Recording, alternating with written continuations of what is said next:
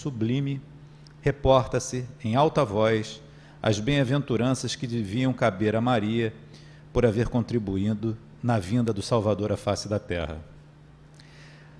Mas, prestamente, na perfeita compreensão das consequências infelizes que poderiam advir da atitude impensada, responde o Mestre que, antes de tudo, serão bem-aventurados os que ouvem a revelação de Deus e lhe praticam os ensinamentos, observando-lhe os princípios. A passagem constitui esclarecimento vivo para que não se amorteça, entre os discípulos sinceros, a campanha contra o elogio pessoal, veneno das obras mais santas, a sufocar-lhes propósitos e esperanças. Se admiras algum companheiro que se categoriza, a teus olhos, por trabalhador fiel e bom, não o perturbes com palavras, das quais o mundo tem abusado muitas vezes, construindo frases superficiais no perigoso festim da lisonja.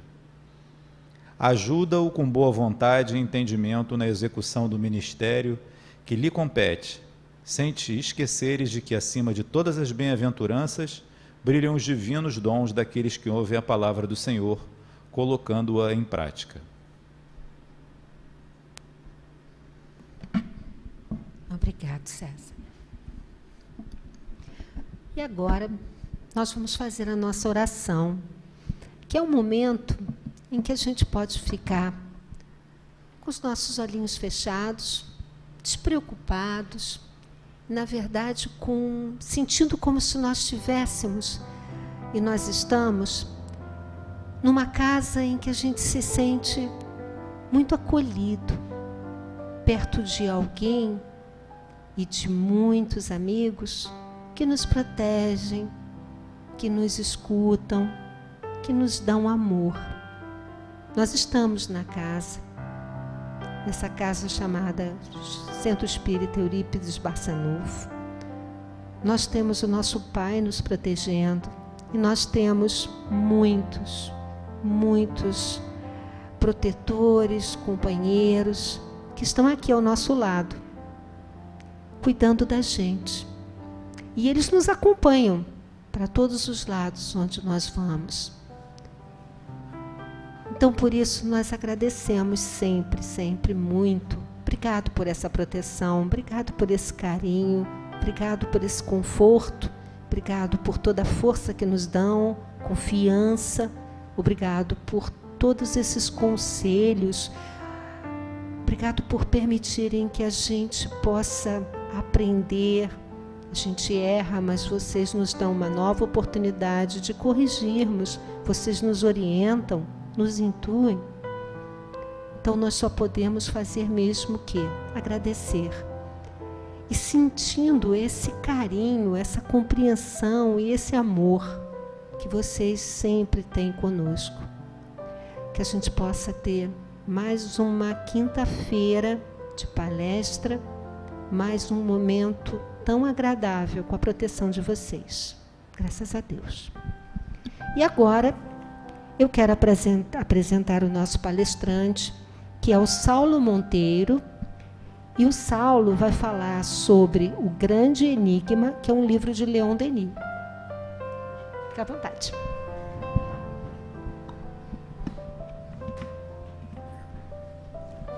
Muito boa noite a todos. Boa noite também a todas.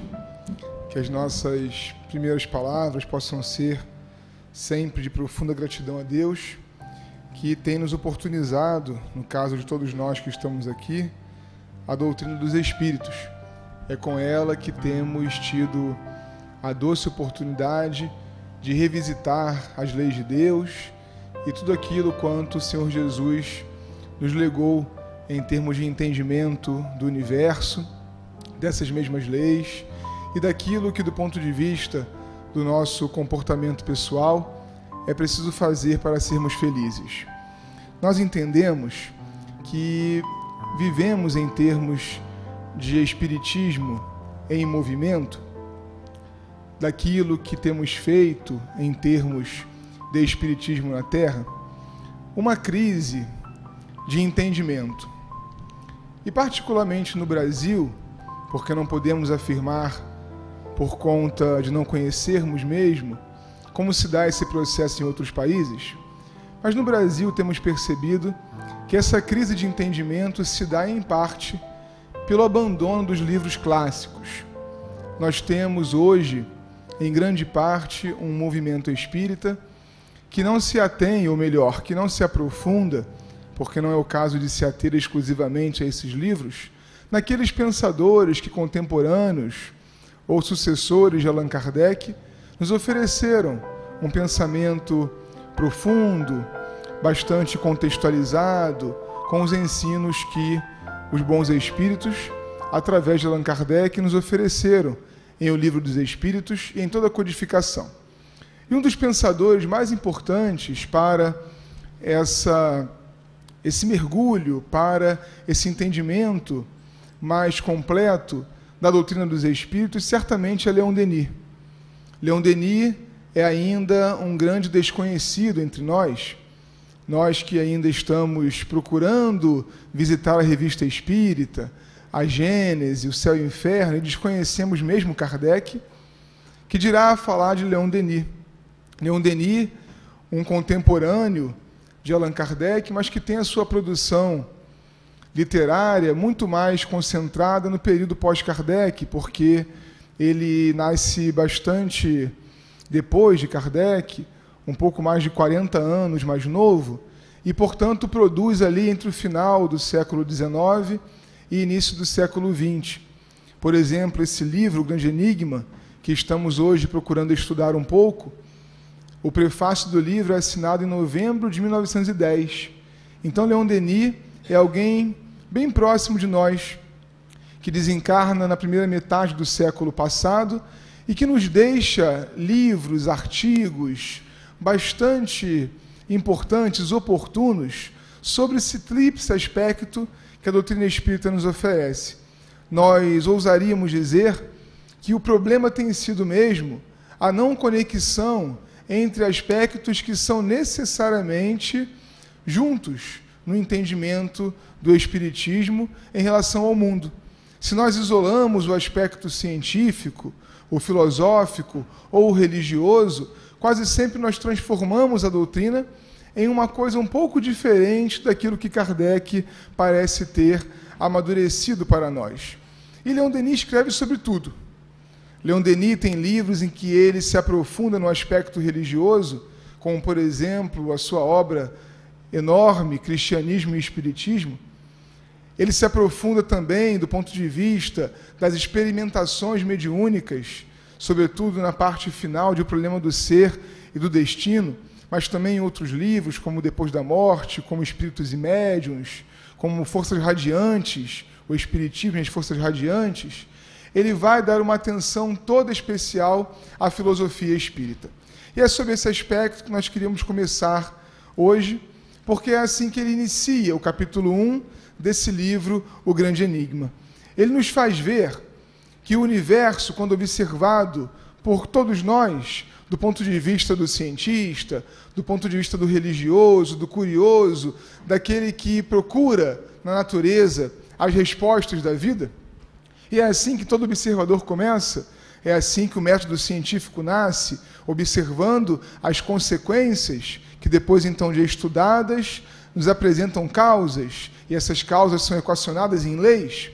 Diz Leon Denis que nós observamos o universo e vemos dois elementos que se conjugam o tempo todo. A matéria, evidente, em todos os corpos que conhecemos, desde o nosso corpo orgânico até os corpos celestiais, a matéria é o elemento mais fácil de se observar. Matéria constituída de elementos químicos, de ligações que são explicadas hoje tranquilamente pela ciência, pela tabela periódica, pela fisicoquímica, e que nos dá uma origem para a vida, do ponto de vista material, naturalmente. Mas diz Denis, além da matéria, um outro elemento se apresenta, que é a força. Além da matéria, que seria a substância, tem também a força, ou seja, o movimento. Essa matéria está em movimento. Voltando mais uma vez à comparação dos corpos, desde o nosso corpo físico, imaginem um grande movimento, A biologia nos mostra, do ponto de vista, por exemplo, microbiológico, como que os nossos órgãos, como que os nossos tecidos nos apresentam movimentos constantes. Vivemos com bactérias, por exemplo, trabalhando por todo o tempo em nosso organismo, bactérias que têm uma função quando o corpo vai bem e que passam a ter outras funções quando, por exemplo, da decomposição orgânica, que se dá muito mais de dentro para fora do que naquela imagem infantil de que ao enterrar-se um corpo na cova ele vai se decompor pelas minhocas. Não, aqui dentro está a vida que gera também a morte do corpo físico, portanto, movimentos constantes, movimentos de trocas gasosas, de trocas aquosas, que são essenciais para que o corpo físico se mantenha vivo, como nós dissemos. E movimentos que também se transmutam nos corpos siderais. Os globos fazem movimentos por todo o tempo. As estrelas, os planetas, os sóis, eles têm as suas funções e essas funções partem de algum tipo de movimento.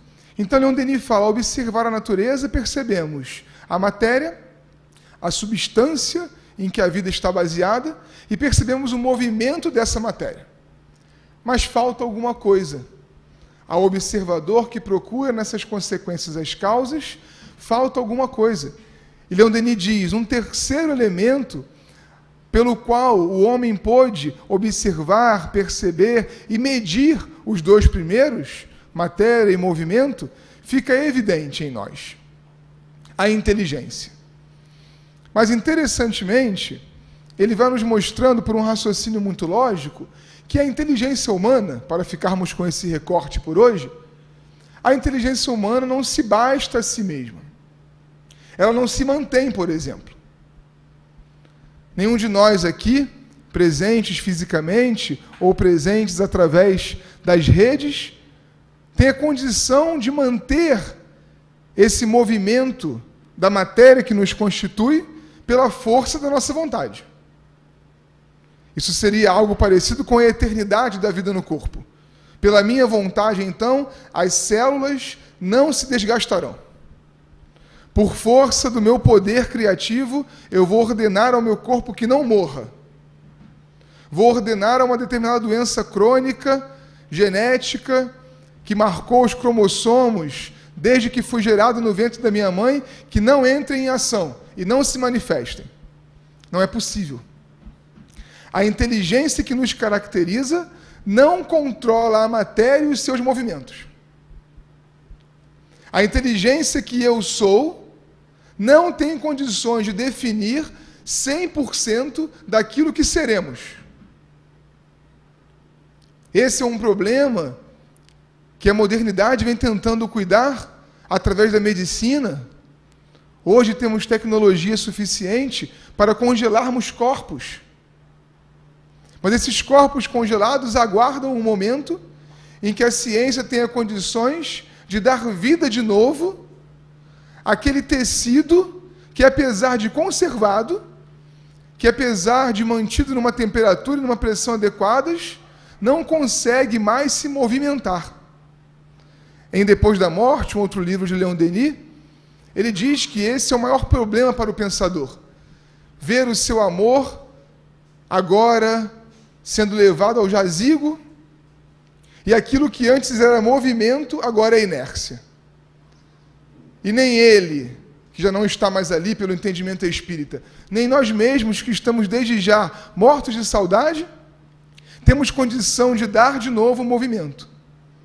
E é assim que Leon Denis chega à conclusão de Deus. Porque se a ciência explica, através das suas equações, o movimento, se a ciência define de modo muito claro a origem da vida sob essa base material e a sua evolução, a ciência não consegue explicar a inteligência por detrás do movimento. Para ficarmos com a imagem de Kardec em A Gênese, os milagres e as predições segundo o Espiritismo, ele diz: não conceber Deus é como crer que um relógio que repete o mesmo movimento incessantemente não foi criado por um relojoeiro. Conclui ele: acreditar na existência do relógio sem a existência de um relojoeiro não é são. A ciência busca explicações para dar conta de um movimento constante e inteligente sem a existência de alguém constante e inteligente que mantém aquele movimento. E não consegue se satisfazer nela própria pelo simples fato de que está apoiada na base material da vida, que é uma manifestação possível da vida universal, que constitui um ângulo, uma perspectiva daquilo que nós, com os órgãos imperfeitos que temos, conseguimos já perceber e conceber. Mas ela não afasta a possibilidade de uma inteligência suprema por detrás do grande movimento que é a vida. E a doutrina espírita, que começa filosofando, como começa Leon Denis, esse livro, O Grande Enigma, necessita ter também a sua base científica. Ora, Allan Kardec inicia o Evangelho segundo o Espiritismo, colocando na folha de rosto: a doutrina espírita precisa estar assentada numa fé que encare a razão, frente a frente, em todas as épocas da humanidade. E não é encarar no sentido de se contrapor e vencer, é encarar com a dignidade de reconhecer na ciência não contradições com a nossa fé, mas aspectos que vão nos dando cada vez mais certezas. A ponto de, em A Gênese, Kardec dizer: se essa ciência humana nos apresenta fatos e leis que de alguma forma nos trazem elementos novos que a própria doutrina espírita não nos apresentou ainda, que nós importemos esses elementos que são fatos para o corpo doutrinário espírita. Porque a doutrina espírita, ela precisa ser progressiva. Aliás, a revelação é progressiva. Allan Kardec, estudando no capítulo 15 de Evangelho segundo o Espiritismo, este tema, anuncia com explicações milimétricas o porquê ele não poderia dizer: fora da verdade não há salvação. Ele faz uma paródia com uma expressão muito em voga à época: fora da igreja não há salvação. No sentido de que aqueles que não comungassem com o corpo filosófico católico, romano, apostólico, não teriam então a felicidade no reino dos céus. Ele diz: fora da igreja não há salvação, já não pode ser mais um lema, porque reconhecemos em outros pensamentos religiosos a apresentação suficiente de um conjunto doutrinário que satisfaz o ser e que o torna feliz. Não podemos dizer, acrescentaria ele, fora da verdade não há salvação, ou fora do espiritismo não há salvação, e a sua conclusão é brilhante e ousada também. Ele afirma: não podemos dizer fora da verdade não há salvação, porque não temos a verdade toda. Quem de nós poderia afirmar ter encontrado a verdade em sua completude? O entendimento perfeito, a teoria do tudo. Isso não existe, pelo menos ainda. O Espiritismo tem uma parcela da verdade. A parcela que nos encantou pelo fato de que nada em seu corpo de doutrina contradiz aquilo que a ciência material, por exemplo, nos apresenta. Absolutamente nada. Desde que, naturalmente, possamos mergulhar profundamente na sua temática. Certa vez, numa evangelização juvenil, um jovem de 13 anos, aproximadamente, me disse que estava muito desencantado com a doutrina, porque um dos pilares básicos que Kardec nos oferece pela revelação dos Espíritos estava em contradição com uma nova descoberta científica. E eu fiquei muito curioso para saber qual dos pilares da doutrina espírita estava, então, perdendo força. Ele falou: Saulo, aquele da pluralidade dos mundos habitados, porque acabaram de mandar uma sonda para Marte e não tem foto de ninguém lá. Ora, pluralidade da habitação dos mundos. Mas lembra, a perspectiva material da vida é um ângulo.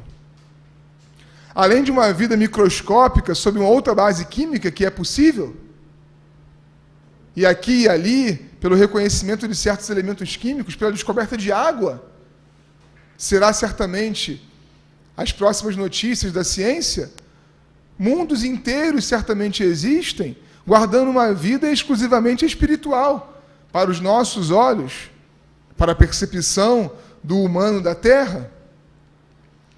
Então, enquanto a ciência não nos diz que é impossível, mesmo do ponto de vista espiritual, a vida no outro globo, está valendo o preceito espírita. E nós não estamos preocupados também com o dia em que a ciência derrogue algum deles, porque se derrogar, a doutrina espírita faz o quê? Se adapta ao novo ângulo da verdade que nos foi oferecido. De maneira que a nossa fé é absolutamente inovadora. Inovadora mesmo do ponto de vista do cristianismo. Porque fé, para qualquer teólogo, católico ou protestante, é a certeza naquilo que não se pode ver, que não se pode atestar, que não se pode concluir. Eu pressinto, eu intuo. Então, fé, quase que necessariamente, do ponto de vista cristão clássico, estará em contradição com a ciência. Conversando sobre isso com um amigo nosso, ele dizia, e isso não é risível, é a base de uma outra fé, com a qual aprendemos, mas da qual discordamos. Ele dizia, Saulo, eu creio que Jonas foi engolido pela baleia e sobreviveu, porque está dito no livro sagrado dos cristãos, que é a Bíblia. E se lá estivesse escrito que Jonas engoliu a baleia e sobreviveu, eu também acreditaria. Muito bem. Não há o compromisso aqui com aquilo que Kardec, de modo bastante inovador, chamou de fé raciocinada. Isso não existe em um outro ângulo do cristianismo. Ou é fé, ou é razão. Vejam esse exemplo do Jonas engolido pela baleia. Fiquemos só com esse, porque engolindo a baleia é mais complicado um pouco. Não há nenhuma contradição aí, porque a fé está baseada naquilo que, independentemente de se provar ou não, existe. Então eu posso ter fé em qualquer coisa, desde que dê conta do meu sentimento, do meu modo de enxergar o mundo. A doutrina espírita se propõe a uma outra coisa, que é o que Denis faz aqui nesse capítulo. A nossa fé em Deus não está assentada numa crença cega, naquilo que tem que existir, mas sim na observação dos fatos. E o nosso diálogo com a ciência materialista ainda é o da época de Leon Denis. Prove que esse movimento inteligente, porque é inteligente, os nossos neurônios fazem movimentos inteligentes, conexos, repetitivos.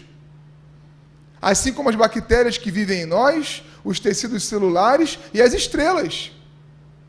Movimentos inteligentes. Então prove que não há uma inteligência maior por detrás desses movimentos. Seja na concepção do movimento, seja na manutenção dele.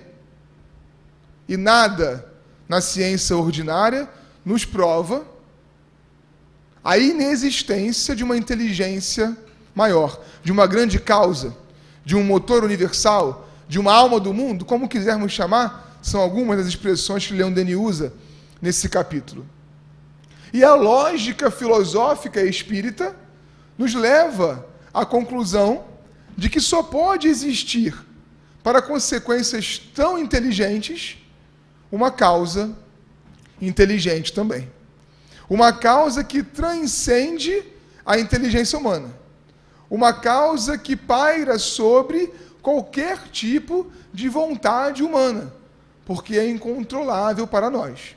E Leon Denis, nesse ponto, bifurca o entendimento de Deus em dois vieses. Ele vai dizer, olhe atentamente a natureza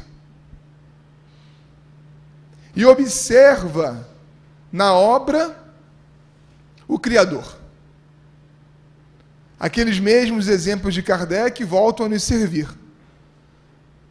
Com certeza, o melhor jeito de identificar o autor é pela assinatura. Mas aqueles que conhecem profundamente determinado autor, seja de uma obra literária, seja de uma outra mobilização artística qualquer, quem conhece, mesmo sem ver a assinatura, pelo estilo daquele determinado artista, o reconhece. A proposta de Leon Denis, em uma parte considerável e muito bonita desse livro, que ele intitulou O Livro da Natureza, é de que observemos atentamente as obras de Deus, até mesmo para questionarmos que outras explicações aquilo pode nos oferecer. Exemplifica ele, o céu estrelado. Como explicar, se mergulharmos um pouquinho na ciência astronômica e identificarmos as sucessões dos movimentos estelares, como explicar essa ordem perfeita em que as coisas se dão no cosmos sem Deus? O mar, propõe Leon Denis, retomando talvez aqueles elementos que Darwin, no seu famoso e marcante Teoria da Evolução das Espécies, evidencia: a vida começa nas águas. E esse protoplasma divino, para ficar com a imagem de André Luiz, nos oferece a base da vida, e parece que a vida aquática que lá se dá, nós repetimos também no ventre materno, e pelo grande percentual de água que guarda nosso corpo físico. Que outra explicação para a beleza, para a organização de um ecossistema marinho, onde desde a mais diminuta alga até o maior mamífero, tudo se encadeia de modo perfeito. Até o homem criar o pet e jogar lá, né? Mas esse é um outro problema. O modo como as ações antrópicas vêm desqualificando os ecossistemas. Sem a entrada de elementos externos, invasores desse processo que no sistema Terra torna tudo perfeito, como explicar essa perfeição? A montanha é um outro capítulo dessa parte, o livro da natureza. O modo como que a vegetação se organiza de forma também bela e perfeita para receber a água da chuva, manter as fontes vivas e alimentar os rios que descem para encontrar o oceano. A proposta de Leon Denis é: procure Deus no seu exterior. Olhe ao seu derredor e identifique nessas obras, que são quadros, que são sinfonias, que são livros inteiros, o Criador. E se houver uma outra resposta, para a qual você dê um outro nome, fixe-se nessa outra resposta, nesse outro nome, porque será a explicação. Aristóteles chamava isso de hora,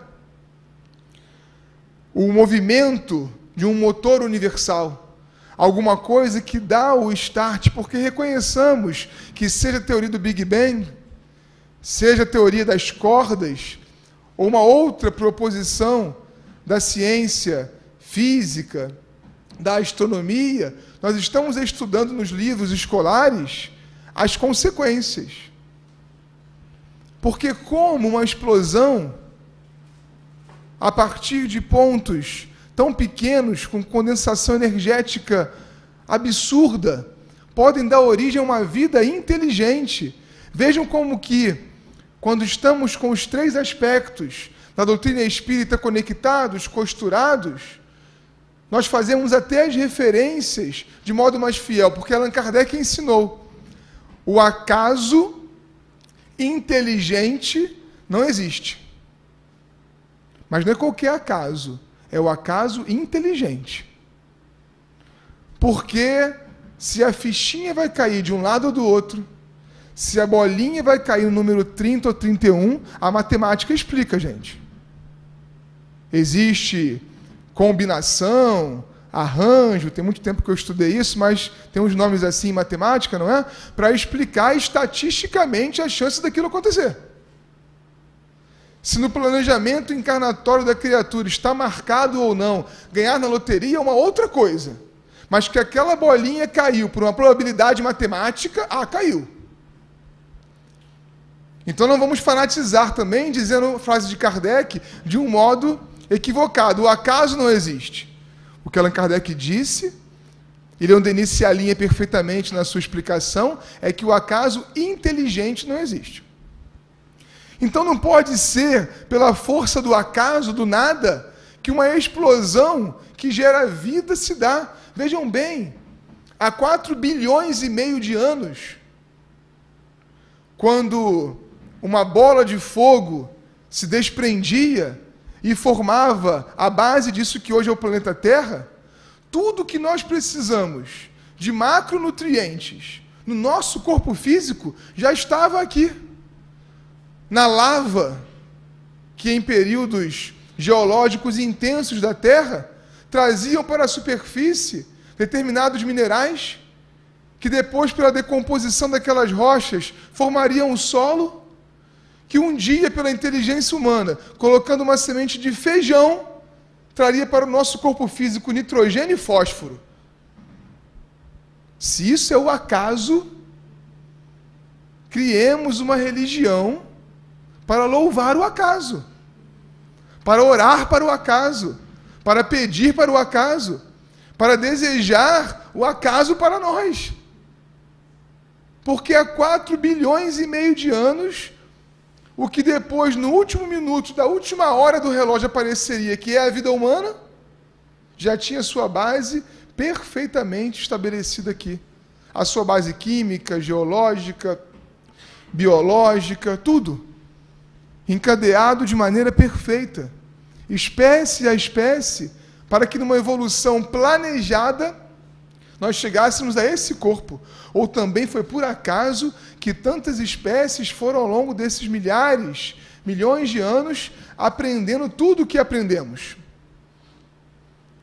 Existem alguns pesquisadores na área da educação e, sobretudo, do desenvolvimento, que estudam como que a espécie humana, a filogênese, ela vem repetindo uma ontogênese. Ou seja, a história da evolução das espécies, pelo menos dos mamíferos, se repete no processo do desenvolvimento da criança. Por exemplo, andamos sobre 4 patas por um tempinho. Estamos lá com um pequenininho de 1 aninho, completo agora no domingo, e ele está representando perfeitamente as teorias da psicologia da educação. Porque ele está aprendendo que, segurando um determinado objeto que antes era até um obstáculo, ele consegue andar em 2 patas e não precisa mais das outras 2, que ficam livres para que ele possa bagunçar a casa toda, né? Esse aprendizado, demonstram os pesquisadores dessa área, repetem os aprendizados que na história das espécies nós já realizamos. Porque pela proposta espírita, que somos nós? O princípio inteligente do universo. Nem como espíritos diretamente nós fomos criados. A proposta de O Livro dos Espíritos, muito bem estudado na sequência por pesquisadores sérios e daqueles clássicos que mencionávamos no início esquecidos, como, por exemplo, Gabriel Delany, em suas pesquisas absolutamente completas, os livros de Flammarion, trabalhos como, por exemplo, de Leon Denis, nós somos o princípio inteligente do universo. E vamos nos tornando essa inteligência individualizada ao longo também de um processo. Quando os Espíritos falam, então, que fomos criados simples e ignorantes, ele não está falando dos símios, dos macacóides, dos humanoides, que anteontem era a realidade de cada um de nós. Mas daqueles princípios espirituais que já vivem aos milhares, nem sei dizer se aos milhares ou aos milhões, se houver alguém da biologia me corrija, me ajude, mas quantos princípios inteligentes no nosso organismo existem agora? Em formas desses elementos microscópicos, mas que fazem movimentos. E movimentos inteligentes. E movimentos repetitivos. Como o relógio que nunca vai resolver sozinho andar numa velocidade maior ou menor. Ele tem um motor que foi planejado, que foi projetado pelo relojoeiro para funcionar de uma certa forma e para chegar num certo fim. Há um motor em nós.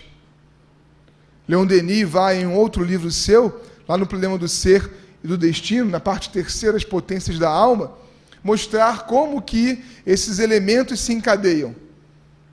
Essa seria uma outra palestra, um outro livro, uma outra leitura. Mas as potências da alma são essas ferramentas que Deus nos oferece para que, a partir do nosso próprio desenvolvimento, conquistemos tudo aquilo quanto temos para conquistar. Olha que coisa, nesse princípio de vida, já existem os germens todos de um espírito puro. Mesmo que esse princípio de vida nem espírito seja, do ponto de vista da sistematização do mundo, do entendimento de si mesmo, o bebezinho também passa por essa fase. Durante um tempo ele olha no espelho e aquilo para ele é qualquer coisa. Tem um momento que ele reconhece que aquilo é ele. Como teve um momento que nós nos reconhecemos como seres também. A história de cada um de nós enquanto espécie nessa encarnação repete a história das espécies que nos precederam lá nos momentos de princípio inteligente da vida. Essa é a primeira bifurcação de Leon Denis. Reconhecer Deus do lado de fora. E ele faz uma crítica muito pertinente. Uma autocrítica até, porque ele está escrevendo no mundo ocidental também, no núcleo duro do mundo ocidental, que é a Europa. Ele diz que o homem ocidental, equivocadamente, conceitua a natureza como algo separado de si. E é assim, né? O nosso grande problema ambiental é enxergar a natureza como algo que não faz parte da nossa natureza. E assim nós tratamos a natureza, na melhor das hipóteses, como um recurso. Olhem o peso que tem as palavras. A natureza, no Ocidente capitalista, é um recurso. Existem recursos monetários, recursos financeiros, recursos humanos, recursos naturais. E recurso é aquilo que, numa boa proposta colonizadora, eu uso para o meu enriquecimento. Nós temos transformado os elementos da natureza e até as pessoas em recursos. E como recurso, a natureza é no máximo quantificada. Ela não é qualificada. Nós não temos aqui por hábito qualificar a natureza e, portanto, a vida. Nós a quantificamos. E a medimos para saber que lucro nós podemos ter a partir dela. Isso parece um problema exclusivamente econômico, social, mas é um problema espiritual. Porque tem a ver com a perspectiva pela qual eu olho a vida. E do ponto de vista espírita, com um compromisso ainda mais sério de que nós estaremos de volta aqui. Então, vê bem, a história da ecologia, de preservar o meio ambiente para gerações futuras, do ponto de vista espírita, ganha uma outra luz, né? Porque as gerações futuras somos você e eu. E dizer que o meu bisneto não terá água é morrer de sede. Tudo isso, segundo Leon Denis, porque nós não reconhecemos natureza. Por um problema grave que Allan Kardec diz que é o pai de todos os vícios, o orgulho. Somos superiores para nos reconhecer a mesma coisa do que uma árvore. Para achar que os animais têm os mesmos direitos que nós. Para deixar o índio na sua terra demarcada, porque há milênios ele está aí. A superioridade é medida quase sempre pelo desenvolvimento econômico de uma sociedade. Não foi assim que o português chegou e fez o que fez? Ele era superior ao índio em quê? Senão no desenvolvimento econômico. Porque enquanto nós enxergávamos lá na Europa do século XIV, XV, da Idade Média, os outros como inferiores e escravizávamos, o índio estava vivendo há milhares de anos, perdão, em harmonia com aquela natureza. E por que esses povos viviam em harmonia? Porque eles faziam parte da natureza. Porque eles se reconheciam um pedaço do sistema Terra. E entendiam que se tirassem daqui para colocar ali, esse impacto certamente traria também algum prejuízo à sua sociedade. Nós inventamos uma vida por aqui, onde não enxergamos os prejuízos que tirar uma coisa como o petróleo, que está a quilômetros de profundidade, e queimá-lo aqui na superfície, não enxergamos que isso vai gerar impacto. E por orgulho e por egoísmo, queremos até dizer que esse impacto não existe. Porque tem quem diga, né, que aquecimento global não existe, por exemplo. Ora, eu pego uma coisa que não estava no sistema, jogo durante 100 anos, e isso não vai mudar em nada. A proposta de Leon Denis é profunda. Reconhecer Deus em a natureza é percebermos-nos natureza. E isso, quando for uma lei humana, vai mudar completamente o paradigma do nosso modo de usar, de usufruir desses bens que Deus nos oferece. A outra estrada, outro viés pelo qual Leon Denis vai, é o reconhecimento de Deus em nós. E aí é um outro exercício. Estou aqui falando mal do ocidental o tempo todo, mas é porque somos nós, né? Eu não tenho conhecimento nenhum para falar de como que isso se dá na cultura japonesa, por exemplo, na chinesa, etc. Mas um problema tão grande quanto o primeiro é o fato de que nós vivemos uma vida, sobretudo agora no século XXI, em que não paramos para nos olhar. Leon Denis tem uma proposta interessante, completamente esquecida, abandonada por nós, que é o da meditação. Ele diz que a oração bem sentida é aquela que é precedida pela meditação. E aí é claro que técnicas são as mais diversas. Talvez para nós, ocidentais, seja difícil, por exemplo, conceber o não pensar em nada. Particularmente tenho muita dificuldade. Ao tentar não pensar em nada, eu fico pensando em não pensar em nada. E aquela tentativa de não pensar em nada me angustia. Mas é possível, por exemplo, pensar em uma coisa de cada vez. Há um ensinamento budista muito interessante, olha aí a dica, né? Se é budista, é oriental, que diz: coma comendo, beba bebendo, ande andando, fale falando. Se fosse ser reeditado hoje, né, seria escrito: coma comendo e não vendo televisão. Ande andando e não falando no WhatsApp. Porque nós somos absolutamente competentes em fazermos várias coisas ao mesmo tempo. Isso tem até nome, né? Na conceituação da sociedade de hoje. Pessoas multitarefas. Uma prova disso é o nosso computador de trabalho, por exemplo. Sentamos, abrimos o navegador e em meia hora tem 25 abas lá em cima. Naquele turno de trabalho, vamos medir a produtividade, visitamos um pouquinho cada uma daquelas abas e não conseguimos resolver nenhuma. A navegação na internet, no aplicativo, no smartphone, então, nos leva de um assunto para o outro, de um tema para o outro, de maneira que, às vezes, o motivo pelo qual eu peguei no aparelho fica esquecido. Esse é o grande perigo do século que nós vivemos. E há inteligências planejando essa perda de foco. Porque quando nós perdemos o foco desse jeito, nós nos tornamos improdutivos.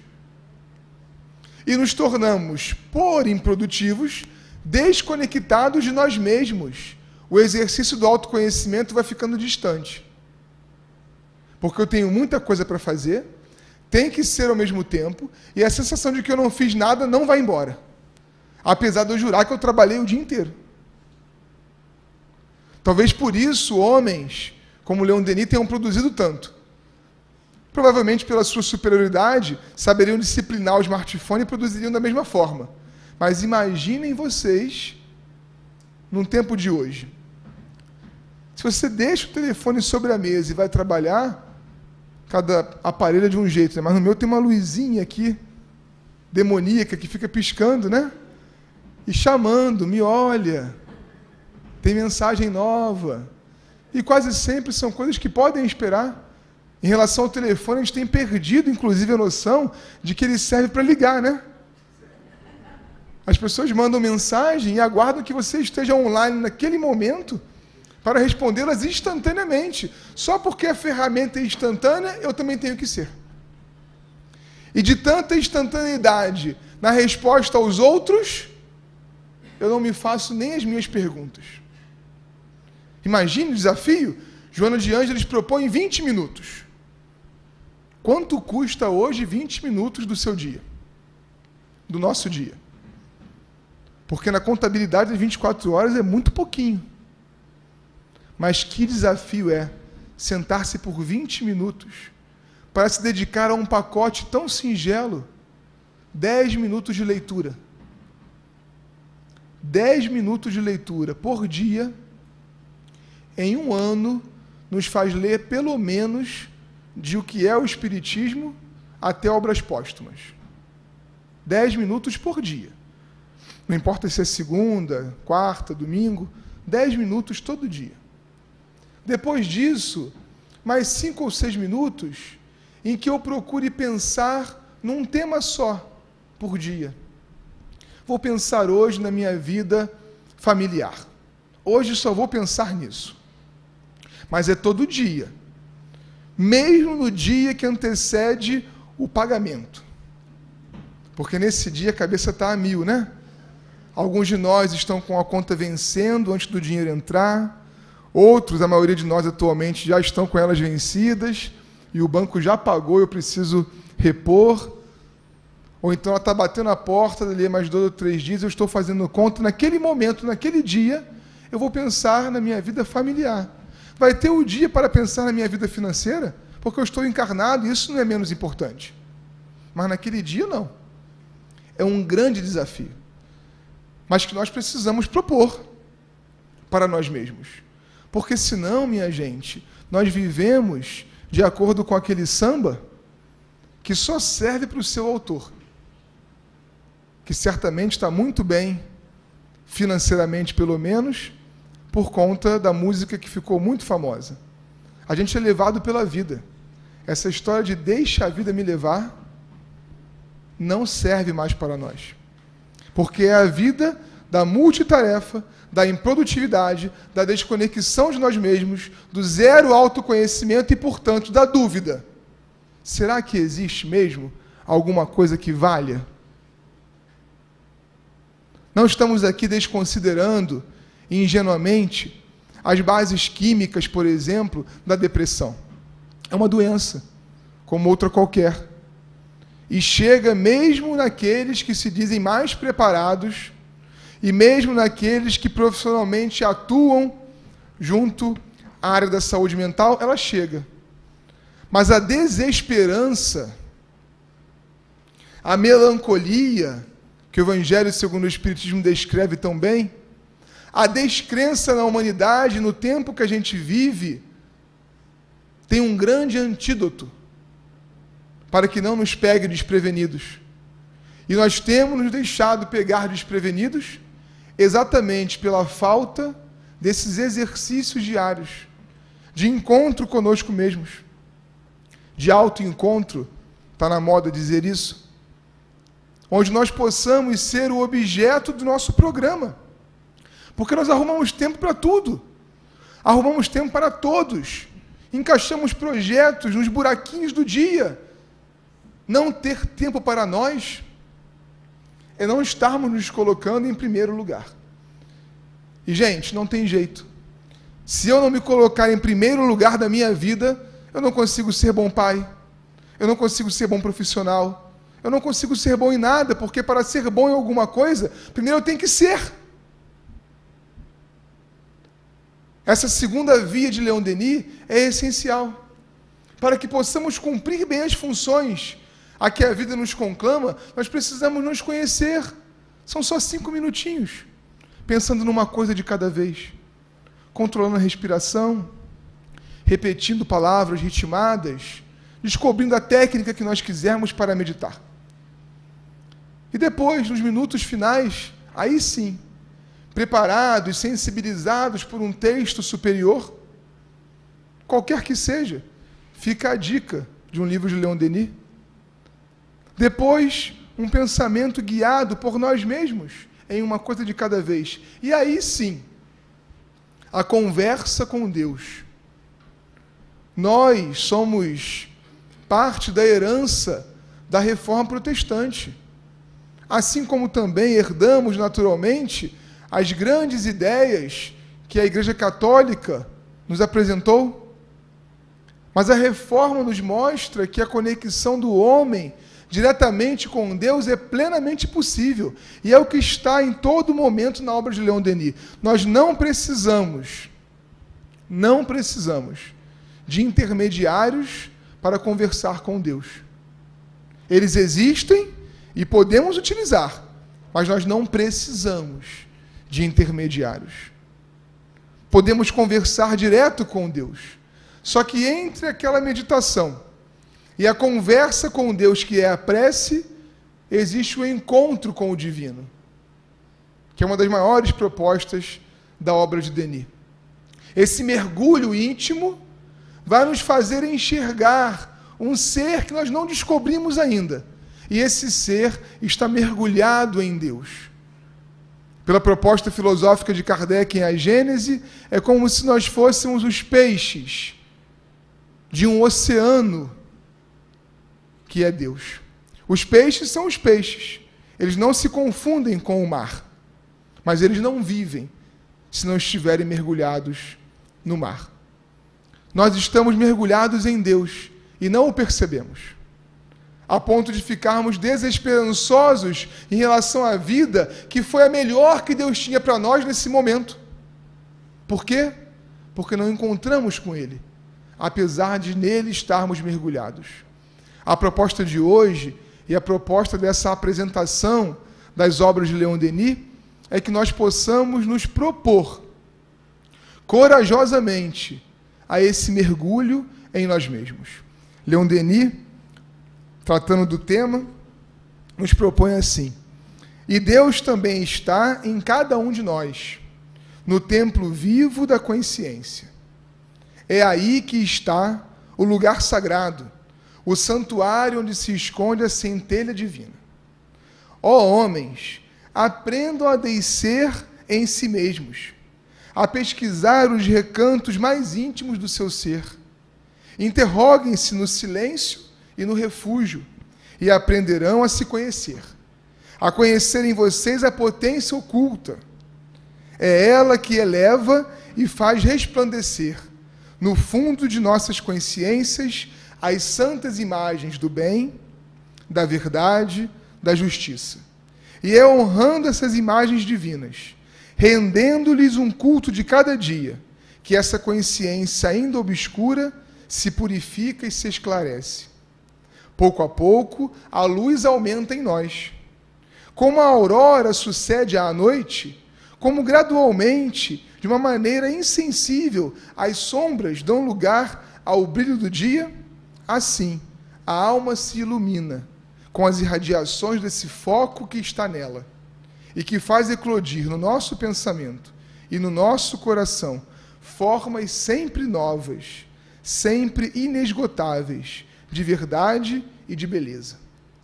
E essa luz é também uma harmonia penetrante, uma voz que canta na alma do poeta, do escritor, do profeta, que os inspira e lhes dita as grandes e fortes obras, pelas quais eles trabalham para a elevação da humanidade. Mas apenas esses sentem estas coisas porque, tendo dominado a matéria, tornaram-se dignos dessa comunhão sublime através de esforços seculares. Aqueles cujo senso íntimo abriu-se para as impressões profundas e conhece o sopro poderoso que as atiça nas inspirações do gênio, o sopro que passa sobre as frontes pensativas e faz estremecer os envoltórios humanos. Que nós possamos, de alguma forma, planejar isto para nós, querer isto para nós, para que, quem sabe, vivamos desde já, porque essa é uma proposta para hoje, para aqui, para agora, a felicidade que nos cabe e que nos é possível, se nesse instante, nesse momento, conseguirmos nos colocar em primeiro lugar. Graças a Deus.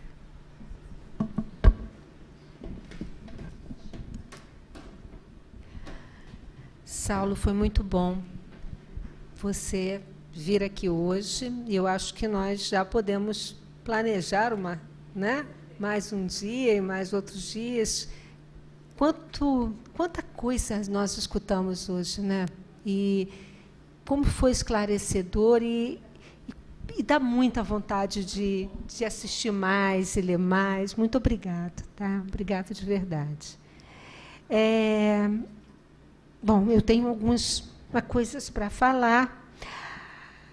Queremos agradecer muito à Rádio Portal da Luz, lá de Dourados, tá? E nós estamos ao vivo, eles estão dando um apoio fantástico. Que bom, olha, esse alcance, isso é muito bacana, essa união também das rádios com a TV Nova Luz, isso é muito, muito, muito reconfortante, porque uma coisa que é comum ainda nós escutarmos é de que as pessoas dizem: mas eu gostaria de ter um canal, ter alguma coisa onde eu pudesse escutar discussões, palestras, ensinamentos. Então, cada dia que passa, a gente está tendo mais portas abrindo, e essa ligação entre as mídias, né? Eu acho que isso a gente tem que incentivar. E também fazer, tá? Falar com os amigos, isso é outra coisa, pessoal.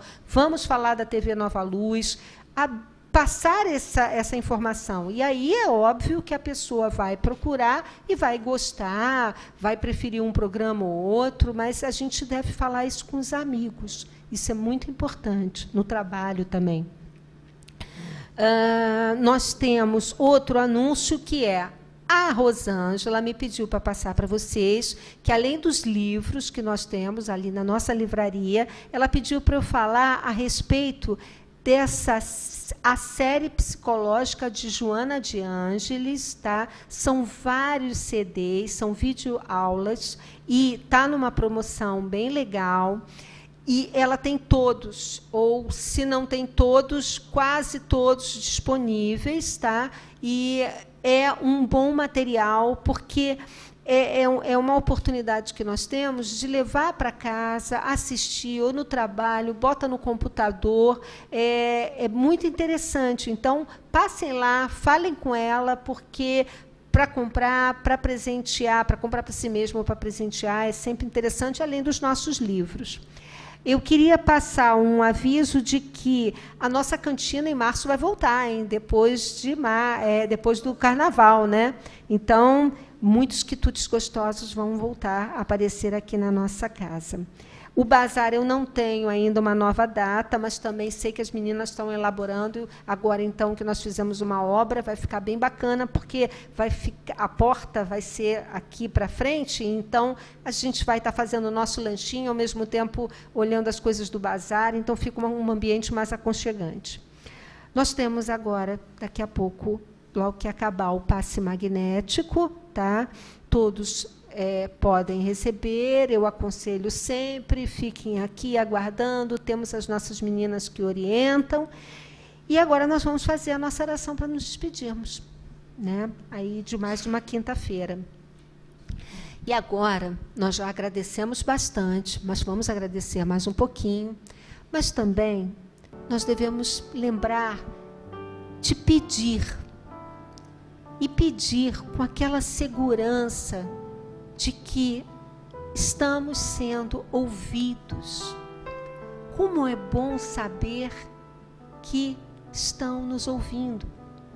Isso é muito, muito reconfortante. Isso dá confiança, dá força, dá vontade de continuar. Nos momentos difíceis da nossa vida, basta que a gente lembre que em algum momento difícil, complicado, quando a gente era criança, quando a gente era jovem, quando a gente tinha as dúvidas, hoje em dia, toda vez que a gente sabe que nós estamos pedindo, conversando, solicitando uma orientação e que alguém está nos ouvindo, é muito, muito bom. E é simplesmente isso que acontece com a gente o tempo todo. Nosso bondoso Pai, os nossos companheiros, os nossos protetores, eles estão sempre nos ouvindo. Então vamos pedir sim, vamos pedir orientação, vamos pedir carinho, vamos pedir proteção, vamos pedir muita consciência, que a gente possa diminuir um pouquinho o ritmo, pensar o que estamos fazendo. Que a gente peça pelas nossas famílias, pelos nossos amores, que a gente peça pelos amigos, que a gente peça por quem a gente também não conhece, mas que merece que a gente peça por eles. Que nós possamos ter um final de quinta-feira maravilhoso, que a gente possa descansar, estarmos prontos amanhã para um novo dia, que a gente possa se encontrar na próxima quinta-feira ou assistir pela TV Nova Luz ou pelas rádios mais uma palestra, que a gente sempre lembre que nós temos proteção. Graças a Deus, muito obrigada a todos.